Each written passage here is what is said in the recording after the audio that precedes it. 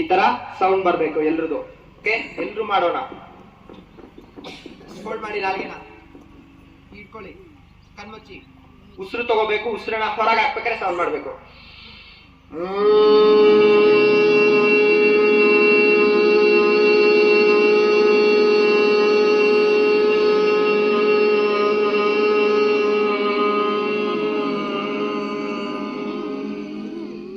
ಒಂದ್ಸಲಿ ಉಸಿರು ತಗೊಂಡ್ರೆ ಒಂದೇ ಸಲ ಹೇಳ್ಬೇಕು. Last 2 times. ಇನ್ನೇನೇ ಸಲ ಹೇಳೋಣ. ಉಸಿರು ತಗೊಳ್ಳಿ.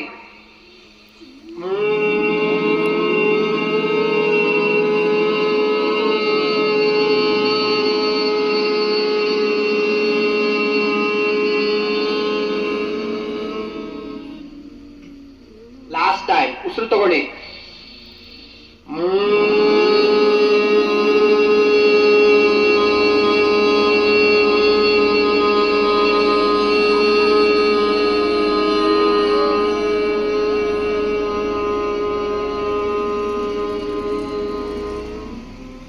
ನಿಧಾನಕ್ಕೆ ಸ್ಟಾಪ್ ಮಾಡಿ.